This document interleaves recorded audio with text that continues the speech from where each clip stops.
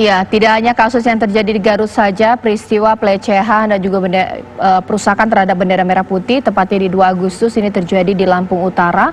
Ini ada pelaku yang membakar bendera merah putih, pelaku berinisial MA.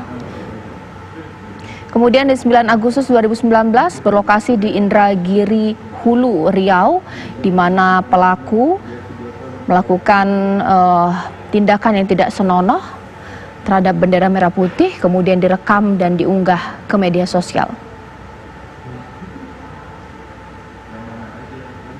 Lalu di 8 Maret 2018, lokasi di Jember, pelaku memposting gambar karikatur seorang melakukan tindakan tidak senonoh terhadap bendera merah putih dengan tulisan menghina Indonesia.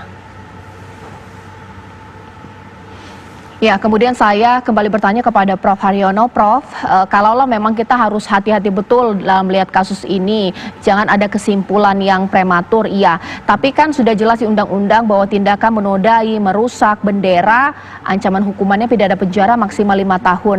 Tapi ada beberapa kasus juga ketika klarifikasi berujung dengan damai, minta maaf, Pak. Harusnya tepatnya seperti apa, Pak? Ya itu tadi, nanti kami berharap para penegak hukum bisa melakukan investigasi yang cukup mendalam terhadap pelaku. Kalau memang pelaku itu disebabkan oleh ketidakmampuan dia untuk membeli bendera, tentu itu adalah sebuah tindakan yang bisa menjadi introspeksi kita semua. Mengapa pemerintah tidak peduli terhadap saudara kita yang miskin untuk memberikan bendera merah putih. Dan kedua, juga orang-orang yang semacam ini bisa kita usulkan agar yang bersangkutan ikut diklat bela negara dan sebagainya. Tapi sebaliknya, ketika dalam investigasi, itu penegak hukum, khususnya dalam hal ini Polri, itu bisa kerjasama dengan BIN, itu untuk mendeteksi siapa pelaku, jaringannya, dan seterusnya. Kalau memang ternyata ada indikasi ini terkait dengan gerakan-gerakan yang tidak setuju dengan eksistensi negara Indonesia, ya termasuk lambangnya, nah ini yang barangkali perlu masuk pidana. Jadi sekali lagi kita berharap bahwa untuk menghadapi kasus ini penegak hukum bersifat tegas tapi bijak, sehingga kita tidak membuat kesimpulan-kesimpulan ketika proses penyelidikan belum selesai.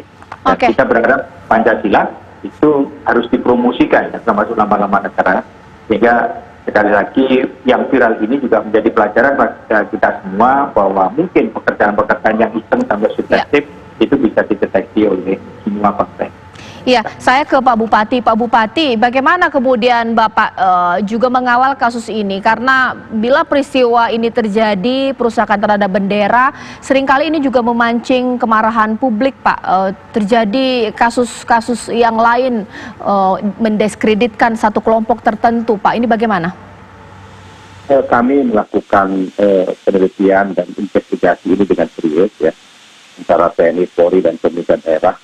Karena kami tidak mau ada pihak-pihak tertentu yang mendiskusikan Kabupaten Garut dan Provinsi Jawa Barat tentang adanya dugaan-dugaan kebencian terhadap Negara Kesatuan Republik Indonesia oleh satu kelompok yang hanya dilihat dari cara berpakaian.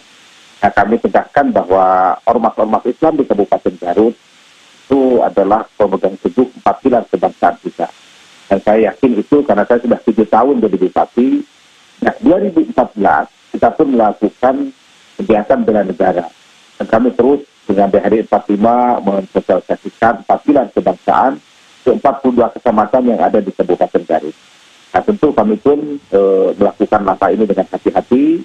Bisa nanti ingin tahu, ya, karena bagaimana dilihat di televisi, bahwa mereka itu bukan mempertontonkan, tetapi tanpa diketahui oleh yang bersangkutan, perilaku itu terekam CCTV.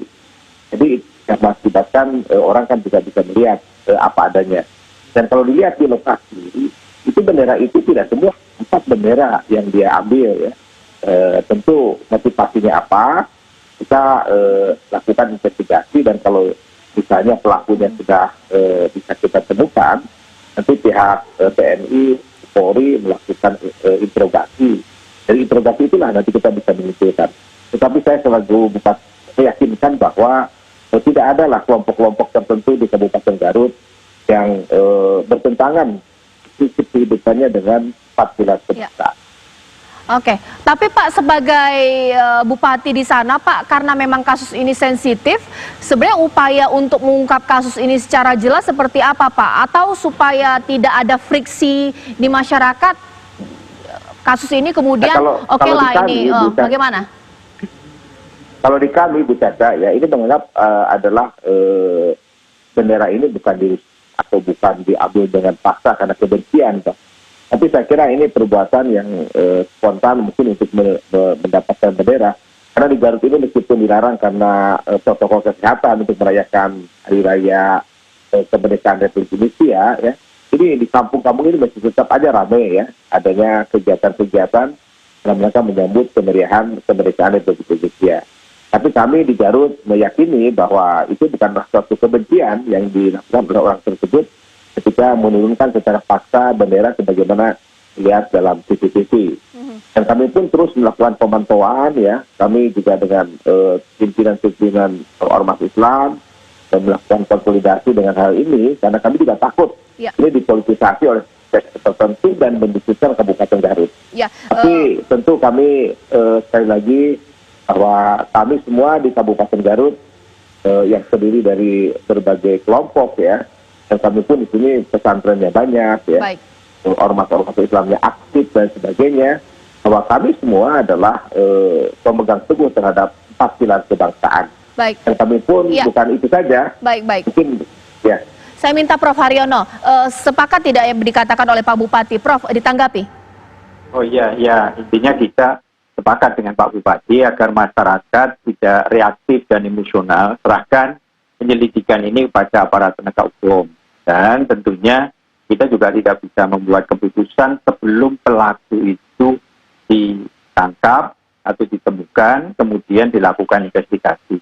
Berikan hasil investigasi itulah kita baru bisa menentukan. Tapi sekali lagi kita mengharap tidak hanya masyarakat Garut, tapi masyarakat seluruh Indonesia, kalau ada yang semacam ini, mohon tidak reaktif, kemudian menimbulkan kegaduhan yang justru menimbulkan masalah baru. Kita berharap, mari kita serahkan pada para penegak hukum, dan para penegak hukum melakukan investigasi secara mendalam dan membuat keputusan yang objektif demi kepentingan bangsa dan masa depan kita.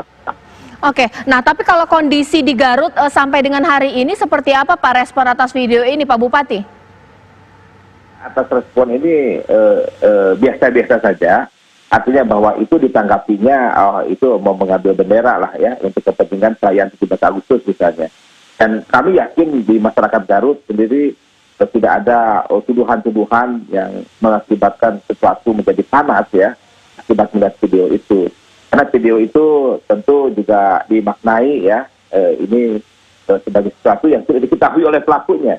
Kalau memang misalnya bersangkutan memvideokan suatu perbuatan ya terus disebarkan, itu baru kita bisa memprediksi sejak awal adanya suatu kebencian dari yang bersangkutan. Kita lakukan pembinaan. Tapi kalau ini kita lihat saja nanti apa motivasi kalau misalnya si pelaku yang CCTV ini sudah bisa temukan ataupun segera menyerahkan diri lah untuk memberikan klarifikasi kepada kepolisian. Kami lagi menuju ke arah itu. Baik. Terakhir Prof Haryono, ini bagaimana kemudian yang disampaikan dalam closing statement-nya bahwa benar menjaga situasi kondusif penting, tapi menegakkan undang-undang juga sangat penting, apalagi ini bendera kita Pak, bagaimana? Oh iya, tetap saja bahwa makanya sekali lagi kita berharap aparat penegak hukum bisa melakukan investigasi secara mendalam dan utuh, karena sesuai dengan Undang-Undang 24 tahun 2009 itu, merah putih itu adalah lambang negara kita yang harus kita hormati bersama. Dan bagi mereka yang melakukan tindakan itu, kalau tindakan itu ada motif kesengajaan atau yang lebih bahaya lagi ingin mengganti simbol atau lambang negara, maka itu hukuman pidana akan dijalankan. Tapi sekali lagi, kita seyogianya tidak perlu mengambil kesimpulan sebelum ada investigasi yang mendalam dari aparat penegak hukum. Jadi sekali lagi, kita berharap simbol dan lambang negara tetap kita hormati bersama, karena saya yakin semua warga negara Indonesia, nggak peduli etnisnya apa, agamanya apa, ingin eksistensi bangsa kita itu tetap terjaga dan kita hidup damai dan sejahtera. Sepakat. Terima kasih Prof. Haryono, Wakil Kepala BPIP. Terima kasih Pak Rudi Gunawan, Bupati Garut. Kita tunggu aparat kepolisian mengusut tuntas kasus ini. Dan pemirsa, sesaat lagi saya akan hadirkan informasi ini juga masih menjadi perbincangan di tengah kasus corona yang terus meningkat, tapi ternyata sekolah-sekolah sudah siap untuk sekolah tatap muka, tapi orang tua harus tanda tangan surat pernyataan terlebih dahulu. Apakah ini pertanyaan bahwa jika siswa terpapar corona, sekolah, kepala daerah lepas tangan? Sesaat lagi di Apa Kabar Indonesia Malam.